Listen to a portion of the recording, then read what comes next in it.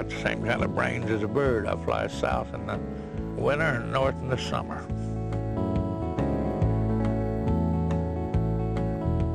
I've been a wanderer as long as I was free to wander.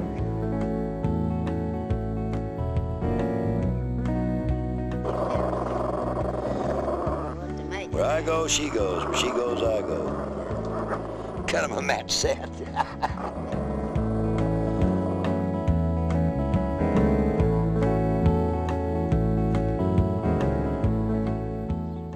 It's me, Sam, experienced if getting up in years. And Ellen, a pup who sometimes slips and calls herself my owner. They don't know how to get old here. Sniffing out other geezers, that sounds good to me. We got no return date. The two of us just broke our lease.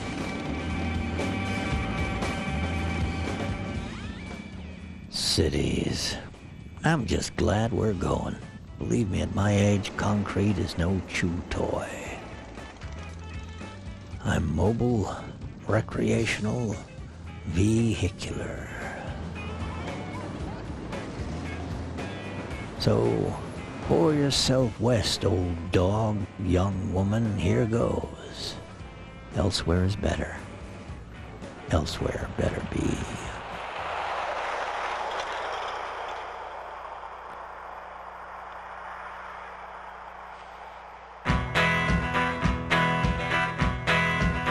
My house has wheels, it'll roll with me from the lakes down to the sea, by mountain stream or in a desert breeze. My house, my home, it'll roll with me. Ain't made of wood, ain't made of stone, ain't a fancy range or a bungalow. It's got 6 wheels and everyone can roll. My house, my home, everywhere I go. Her strange need to shoot everything matches my steady need to smell it. The miles let us do both. Her record will last longer, but I assure you my chronicle of 4 trillion smells is more subtle. Probably.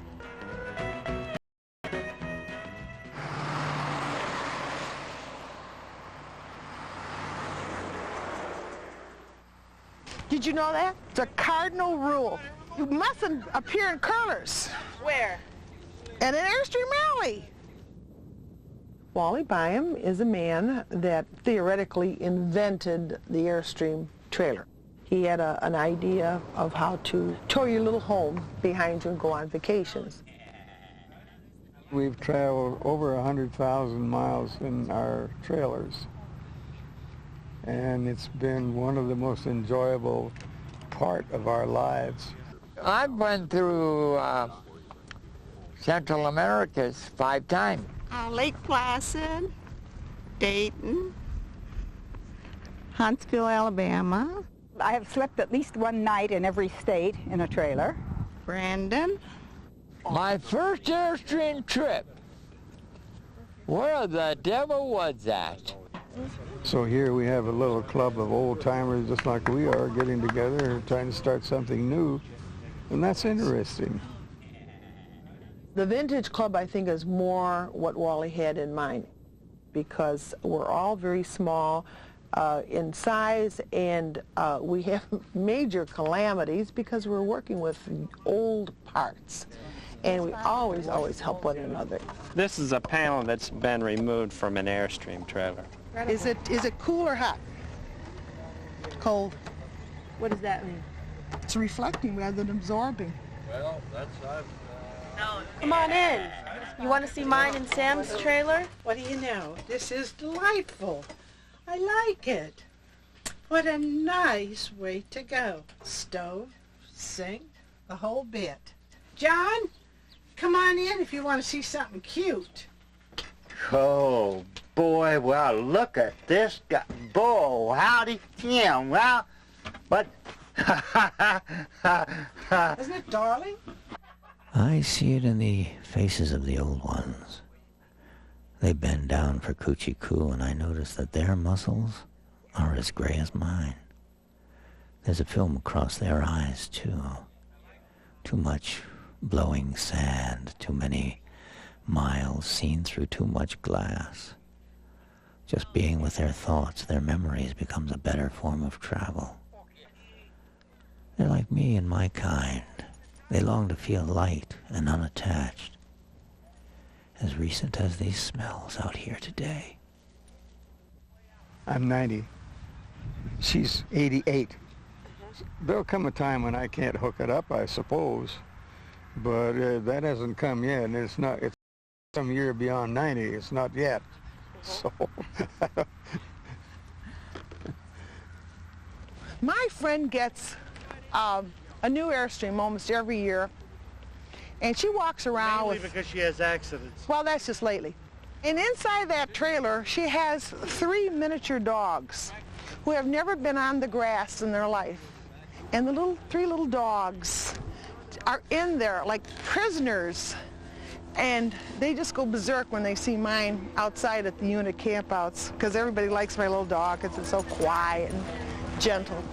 And it's kind of a peculiar thing that's, a piece of America. Like you just kind of like to go up there and slap her and just say, let those dogs out. Let's roll.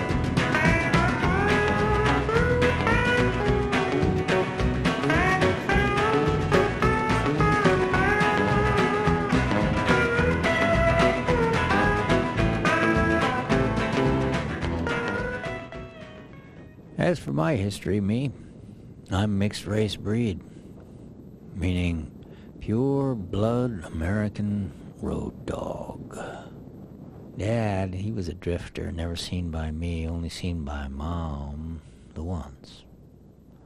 Our one family tradition is motion, till you can't.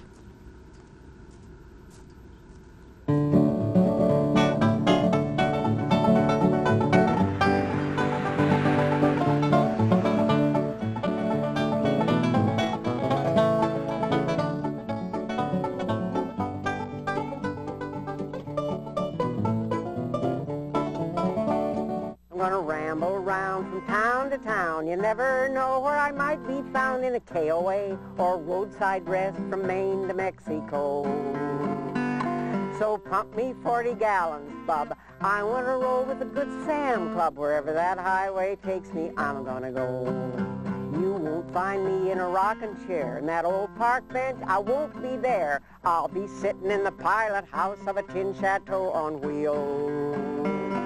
In the mountain morning, in the desert night, a rambling grandma doing all right. I want to know just how the wild goose feels. I'm gonna be a Geritol gypsy, drive an RV 10 yards long. Gonna roll on down the interstate, just singing a highway song. I want to be a Geritol gypsy underneath the open sky. I'm gonna be a Geritol gypsy till I die. Well, I love this song because it describes me. You want to experience everything there is, and being old is simply one of the parts of life, and I want to experience all the are. Well, I'm 80 3/4. There's a line in a country western song, Rednecks and White Sox and Blue Ribbon Beer, that I just love because it says, there's no place that I'd rather be than right here. And that comes to me a lot. There's no place that I'd rather be than right here. Can't think of any other really good words of wisdom. I expect to keep on keeping on. I don't really see myself stopping.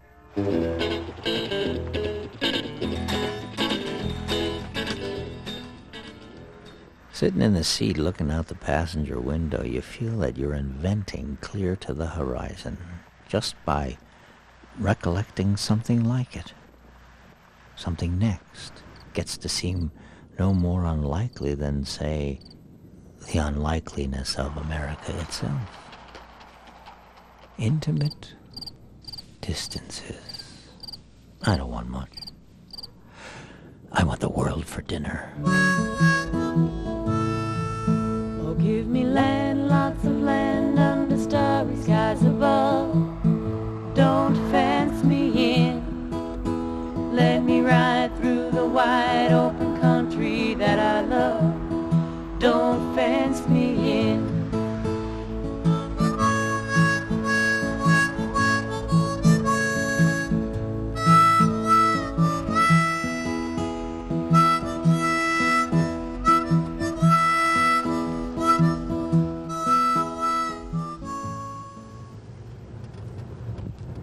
Boy, what a slowpoke. God, I love speed. My daughter says I should be a race car driver. How come? I love the speed. I like to do anything that has at least a little bit of danger. Georgie pie! We're going to go see Gypsy George, or Gorgeous George, or whatever the hell he's called. There he is! Here's my little home sweet home. It's great. Does the cat come with it? No. What, do you want a ticket to a crap game? See you later. Why are you called Gypsy George? Well, I'm called Gypsy George because I don't stay in one place too long.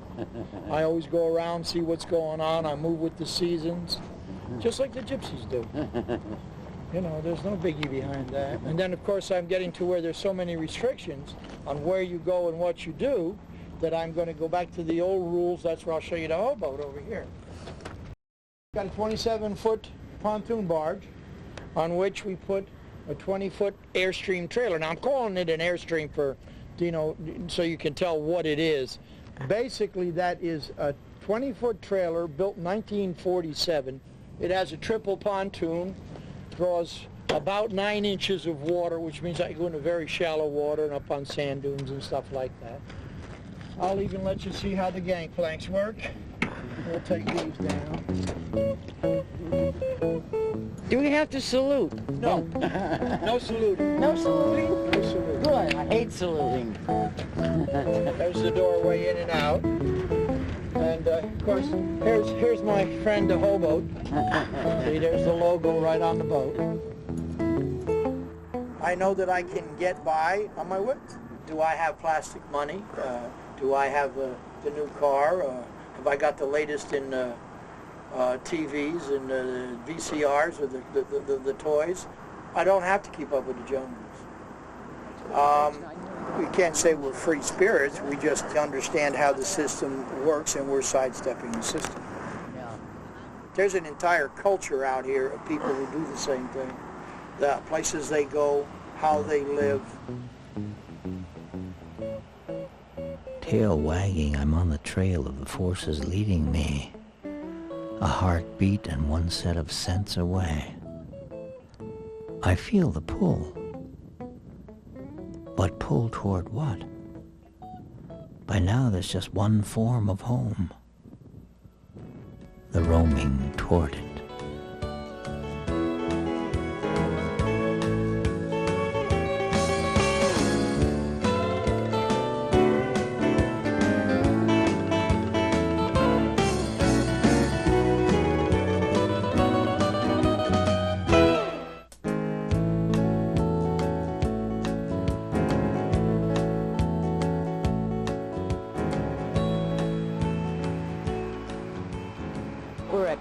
Arizona, the flea market capital of the world. And we're here to do a rally with RVing women, a group of extremely independent women out on the road. Some working, some not. Some full-timing, some married, some divorced, a lot of widows. You sell your home, you get rid of everything, and you go and enjoy. Because you get out here and all of a sudden you find that things are not working exactly the way you thought they would. Often you have the little idiot lights inside that maybe tell you what you want to know, maybe they don't. One, you just plug it directly into a 12-volt socket. The alternator is going to go into the isolator and then out from the isolator to both batteries. Trying to fix everything myself, except the engine. Shotzi, be quiet. This would have cost me to have this probably a couple $100. This is what I'm doing now in 15 minutes. I got fortunate. How? I thank God every day that I don't need a man to take care of me. I take care of myself. And how old are you? I'll be 60 this year. I've paid my dues. I got married at 18 and had 2 kids by the time I was 19 and a half. And I knew that it was not the kind of life I wanted to lead, being married to somebody I didn't love. It was German dictator. If I didn't clean the light bulb or fry his eggs right, he's hollering and screaming at me all night. I knew I didn't want to live that way, so I left. And that was it. Went on the road. On the road again.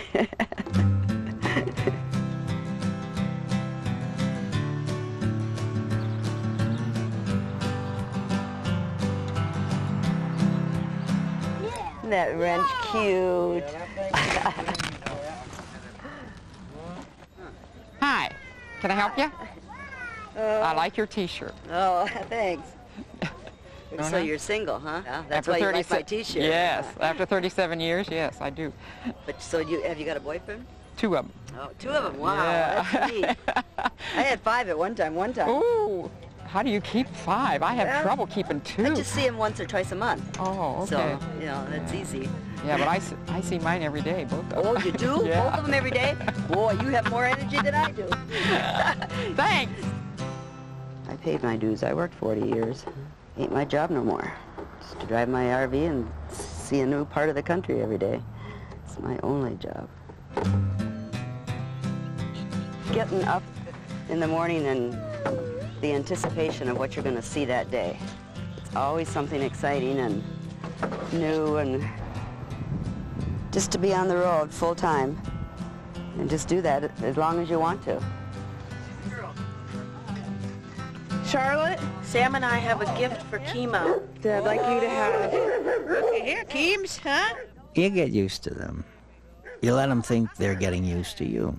You guard them wherever possible without their knowing it. But you're really training them to guard you. It's a service occupation, really. Being an ankle god. And when you die, what you've left them is the skill at noticing others. The knack at guarding. They learned it guarding the beast they got to guard them. He's been with me before birth, and he's been my constant companion, and I feel free to go places where I wouldn't go just by myself. It's about the freest way I know of living, in that you're not encumbered with stable possessions, as I would call them, a home or what have you. Whenever I get settled for a while, I begin to wonder, what's wrong with me? And then I realize it's because I haven't seen anything new or different for a long time. The more wrinkles, the better. Sharpay. Are you ready for the camels? The camel races?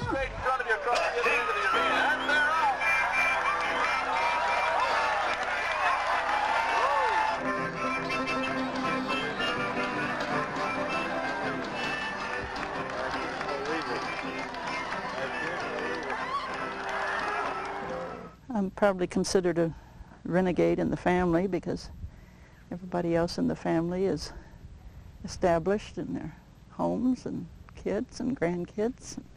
I think it's just something in your soul. Winter storm. And this is Cape Foul weather in Oregon, and it looks like that, just like that.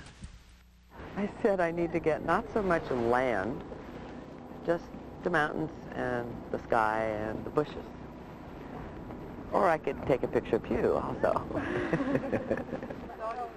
This is a lovely place, isn't it? I look in the mirror and I'm surprised because I expect to see this face that doesn't have wrinkles, and it's like I feel inside coming out to the mirror, but it doesn't. So that's where it goes. What's this? Campfire tips. Yes. Never build on windy nights. Rule number 1. Yes. Unpredictable wind. But even if there are 2 or 3 or 5 women in a rig, people will walk up to you, predominantly men, but they will walk up to you and say, "Are you alone?" Yes. Yes. Yes, right. Where's your husband? People ask I me say, that. "I killed him for asking silly questions." deal. That's great. When you're staying in a rest area or someplace where you're not real comfortable, is to maybe put out a big dog dish outside the door. Put a big hat up on the dash, a man's hat. Yeah. Buy some big boots down at the Goodwill store or something. Sit them Set 'em outside your door. Right. That's good. And when you leave your rig to go out and walk your dog or to go someplace, and you just before you shut that door, I always look back inside of that rig, look down the hallway and say, you know, you could do this once in a while, and then slam the door. You big son of a bitch. On my own will find perfect peace, where joys will never cease. Out there beneath the western sky, we'll build a sweet little nest somewhere out in the west, and let the rest of the world roll by.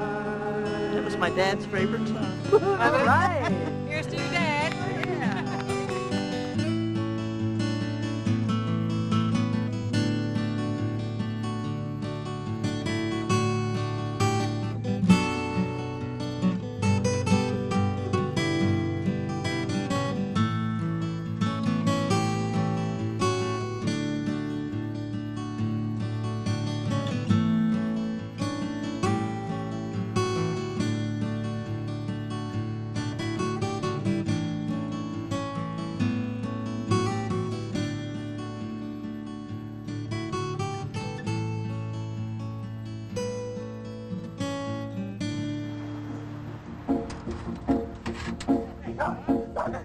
She's not a camera hog by any means. Becky is. She's a Pekingese? No, she's a Pomeranian. She's fair. She brings me to the vet. Makes her feel good, being good to me. Looks like Sam is a Pomeranian. He's a mutt. And he's about 15 years old. Now, pills, shots, medications. Sam has a bad heart, and he's on a lot of medication. Lasix, Vasotec, Cardoxin, and a chicken and rice diet, Tums in the morning, and baby aspirin, and wheat germ in his food. Oh, well, at least he's well cared for. Is he neutered? No. Okay, so he's 15 years old. Actually, he's in very good shape, actually, for 15.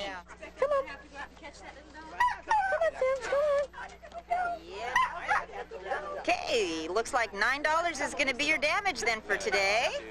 That's a bargain. Yeah, it is. The stainless steel table is cold, too clean. It hardly smells. They think to get all quiet and odorless and scrubbed. I, patient, let her think she's changing something. My heart's already enlarged to bursting, and she figures the cure is filling it even further with scenery and fun. Dream on, drive on, my darling pup. Elsewhere is better. Elsewhere better be.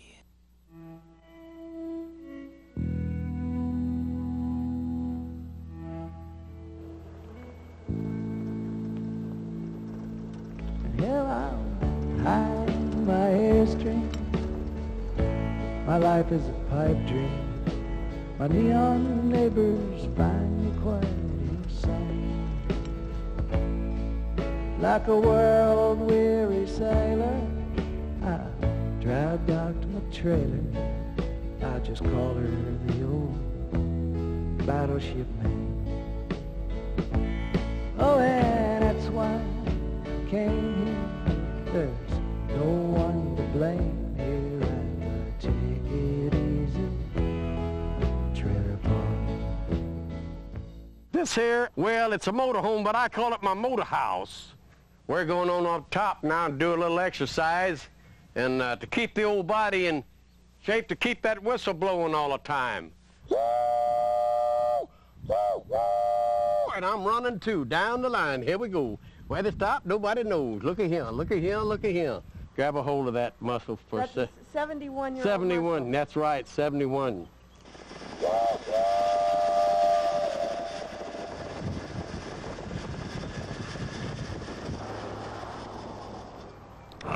I live in an RV is I don't like to pay taxes, and I don't support politicians.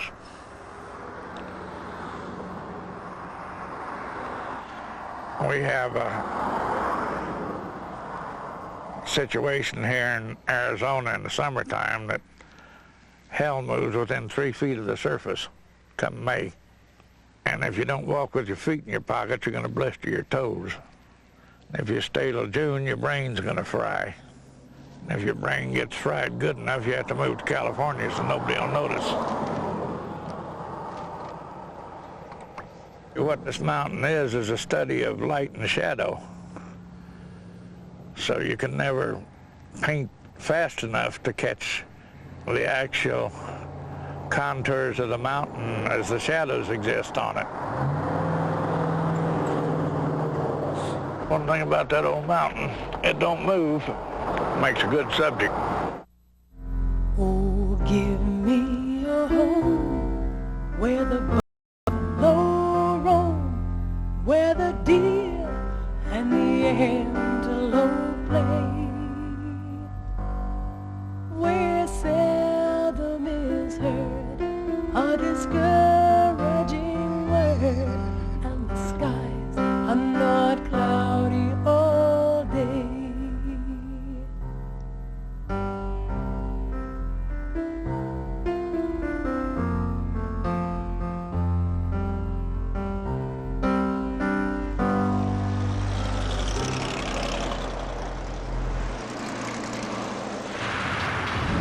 What's that plane?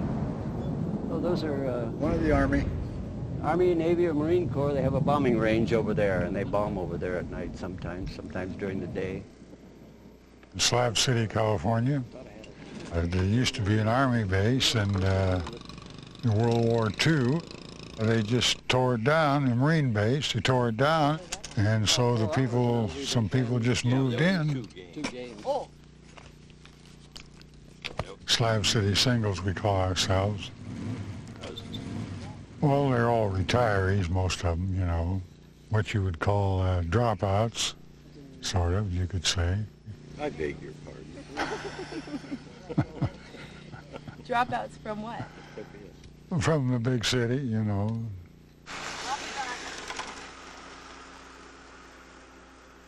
And we have a little bit of everything here. The neatest thing about Slab City is everybody seems to be more equal here. You might have somebody in a rig that's worth $500,000 parked next to somebody who has an income of less than $200 a month, living in a little two-wheel travel trailer that may be no more than 12 feet long, some of them in the back of a pickup.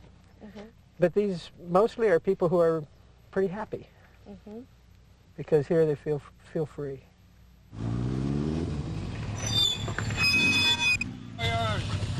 You got a nosy machine.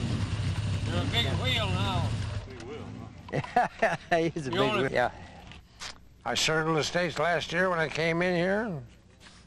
I've been doing that I'm 82 years old. I've been doing it all my life. Like I said, I'd been in every state in the union before I was 21 years old.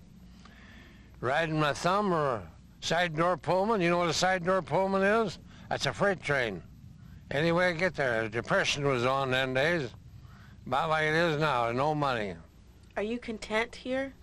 No, we're pretty successful. Walt's content, I'm content, and Link's content. Link definitely looks content. He is. Phil over there is content. Well, I travel with the two llamas, Chico and Pepito. It's a unique little experience.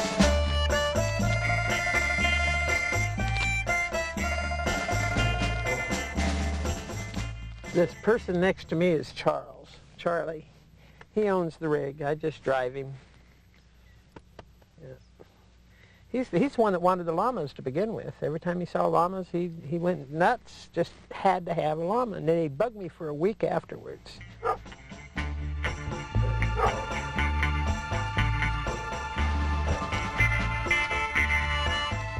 You have control of your life here. And that's something that most of these people did not have for most of their life.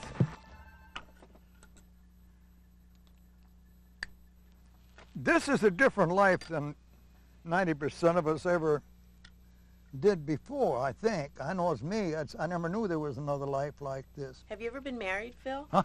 Have you ever been married? Oh, yeah, my wife died over 22 years ago. She died in 1972. Raised 5 girls. And they're getting damn near as old as I am. They think I'm crazy, or foolish, whatever you want to call it. Who thinks you're crazy? Well, my kids think it's foolish. They said, you could get a nice apartment, you could sit there and cock their feet up and watch TV. I haven't even had TV on in 2 or 3 weeks now. Not even the radio. It's just like getting out of the city, being where you want to be, and being quiet. It's freedom. It's everybody, like, I don't know exactly. That's a hard one to answer. But anyway, that's why we come. That's why I come here. Well, we started with nothing out here except a 3-burner hot plate. And we were cooking for 25, 30 people, sometimes more. Gradually, we scrounged enough stuff to do all this. The sink literally came out of a dump over here on a hog farm. This stove, we were prepared to pay $20 for it. But when the people found out it was for this group of indigent senior citizens out here at this hippie commune, they decided to donate it. That's what we had to work with, what nobody else wanted. And it's kind of a challenge to make it work. It does make it work. We've had some very good meals here. Oh my gosh. It gets to be like a second family, actually.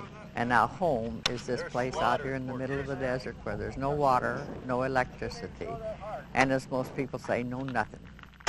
Don't hit that board. About a mile down the road, we have what we call the Slab City Spa.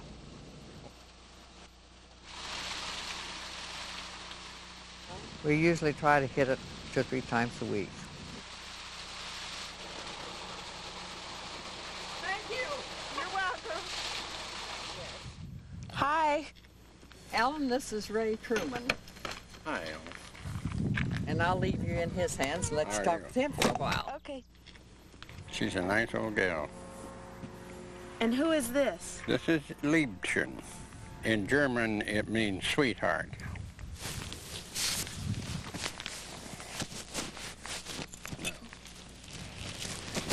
Yeah, I think she's been the greatest and the most truthful love of my life.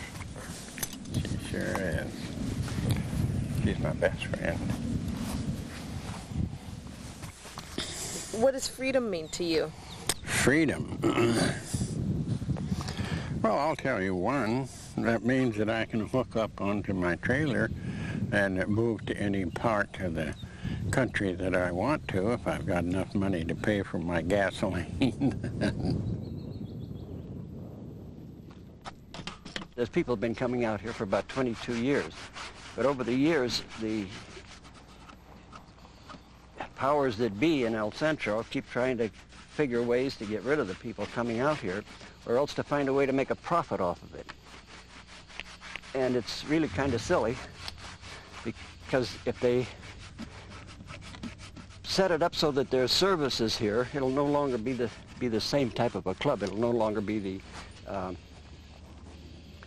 the freedom to act on our own, to govern ourselves more or less. I just like the idea of trying to keep Slab City clean. I really like Slab City. I'm proud of the people of Slab City. I think that they're the 1994 pioneers of this country. This truck, I found it 14 years ago in Nebraska. It was sitting in an old manure pile, really, and it was all rusted out. And I fixed it up, and I've lived in it very happily for 14 years. And I get more happy with it all the time. It seems to run good. I use window putty, and it's about the only thing I do is make birds, flowers, and trees. Wherever there's a crack, I just put window putty in there, and then I'd make a flower, and that's how I got all the flowers in. Yeah, the more cracks in it, the better it looks, because I just put window putty and flowers to cover up every bad spot. more or less. And it's really nice and cozy inside. It's just what I was going to stay about 1 week 10 years ago and make a little 8-foot monument. And 10 years later, I'm still here pounding on it. There is a controversy over my mountain. The people came in and said it was a toxic nightmare. And I just wrote this song because I was upset when everything was looking bad toward me.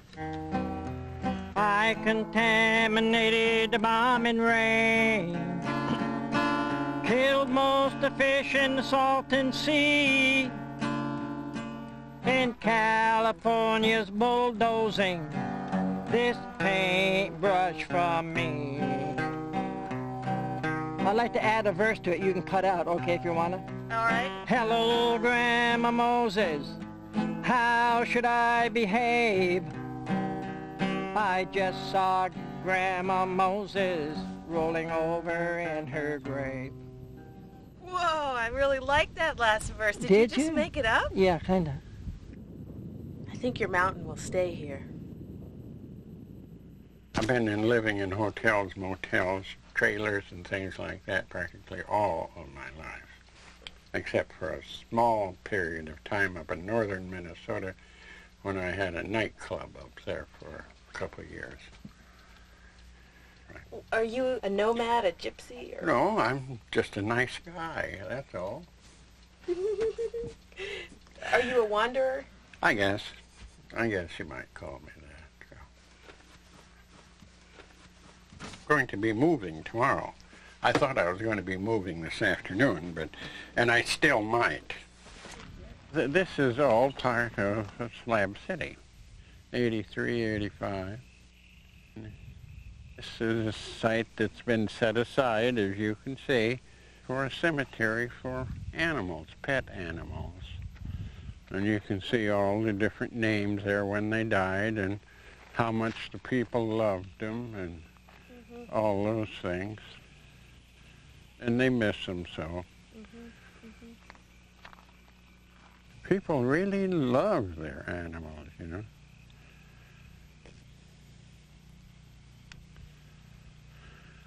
They really do.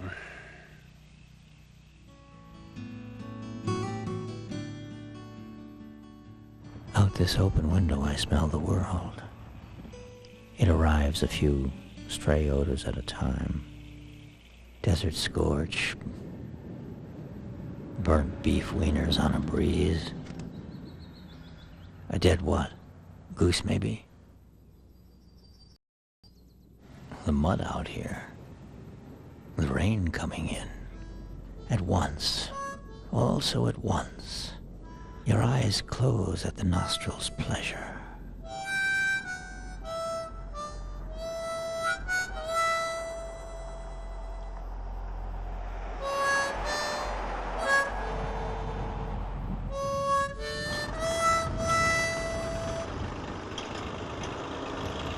Well, I like everything that has history. This is a 1947 Westwood Coronado. This is the original stove. And this is George Culp sitting on my knee. And George goes everywhere we go with this trailer. Oh my goodness, is that me? I do dog portraits. Look at that. Probably because of my love of dogs and all the dogs we've owned. That's Puffy. Bridget. Precious. And I just loved them dearly and grieved terrible when they died. How long did it take you to get over their death? Oh, well, then I was always adding more dogs to my family, you know. So I never get over them. I miss them today. All my dogs that I had. There's a price to pay for loving. If you have happiness with something, there's going to be sadness with it too. And unfortunately, animals don't live as long as human beings, but that doesn't mean we can't keep them alive in our memories.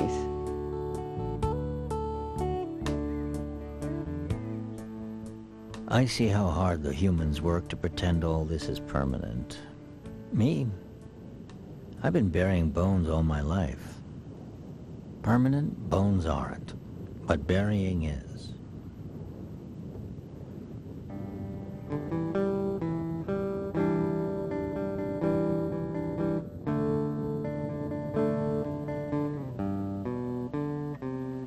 It's only time.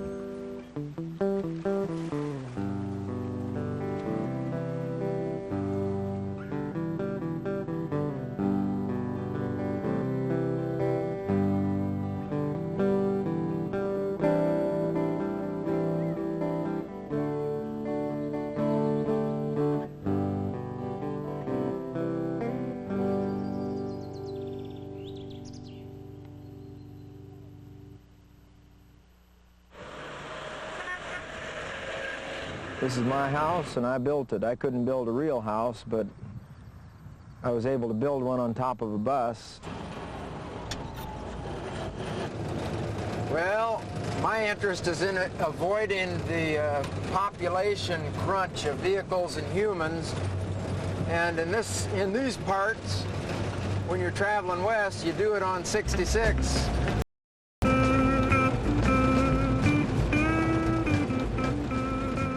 I'm in the process of retiring from the road. The main reason I want to quit driving is that I don't handle very well the trauma of killing things, whether from the tiniest insect up to a rabbit or whatever. I'm just sickened by participating in that. And of course now this is a sub-lethal speed for butterflies. Basically, I'm trying to cope, and I think it helps others to cope, to at least think slower, think older. 66 helps me do that a lot. I try to help others do that through my enthusiasm and my drawings. Well, I call myself a bird's eye view artist, and that's my specialty, doing bird's eye views of regions that Route 66 passes through.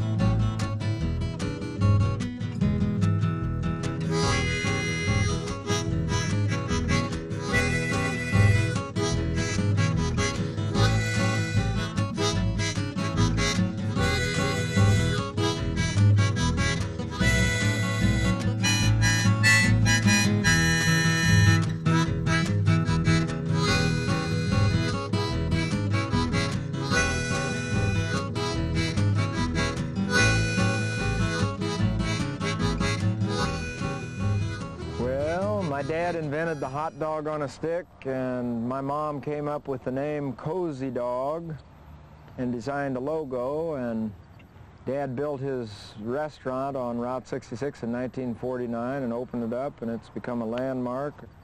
This is a Cozy Dog fryer, but I would never prepare meat here, so there'll be Cozy Not Dogs made with soy wieners.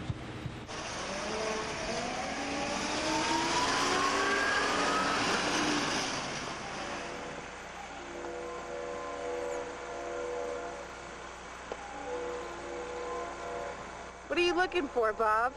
I'm watching for Margie, the 66-year-old woman that's walking Route 66. She ought to be coming into view on 66 any time, actually.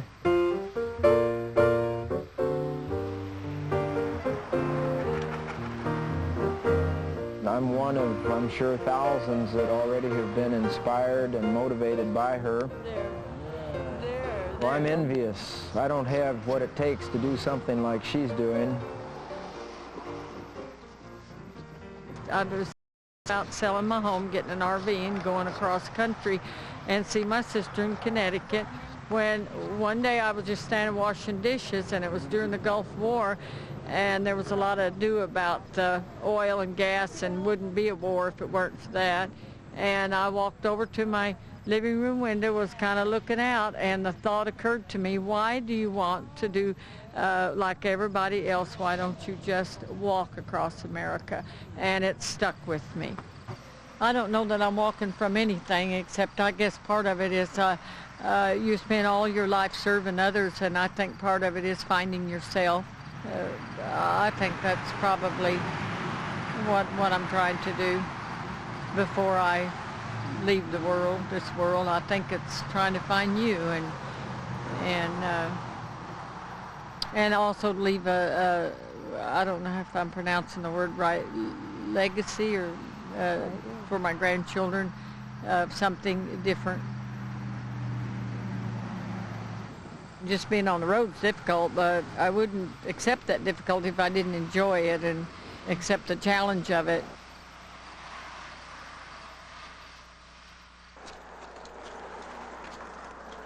Well, I couldn't have asked for really a better dog. She's probably my life and I'm her life, and that we're both depend on each other. You know, I'd be very lonely without Lolly.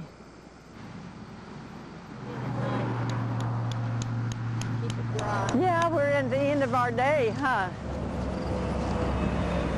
Well, I don't know if I actually envisioned myself doing it. It's just that I knew that I was capable of doing it and knew that I would do it. And I knew that financially I had enough to take care of myself on the road if I was careful. But I also knew that I probably would have to camp out a lot because I probably couldn't afford to stay too much in motels.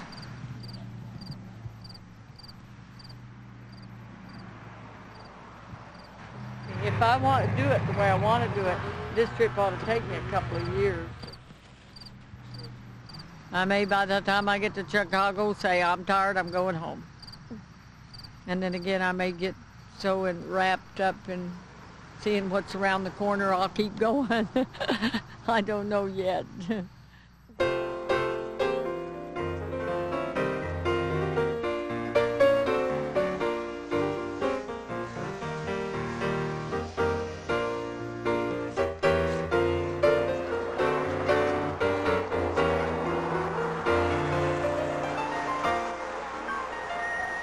Life is more magical than anything we can begin to think about.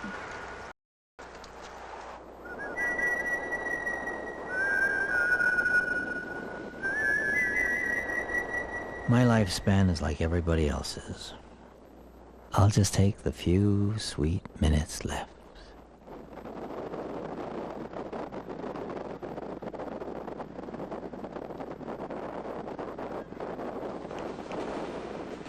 Another form of travel. To smell the light to its stinky, gorgeous source.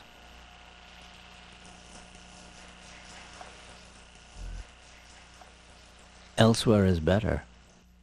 Elsewhere better be.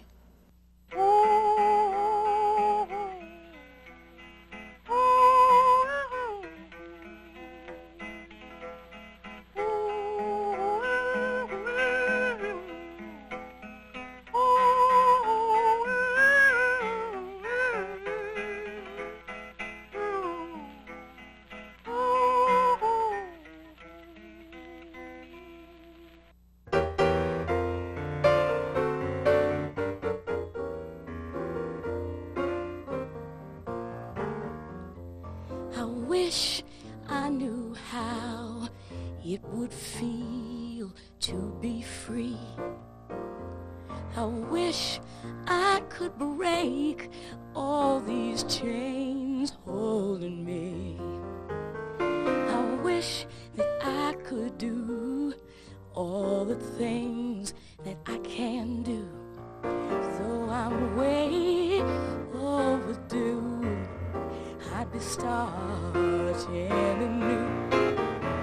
I wish I could be like a bird in the sky. How sweet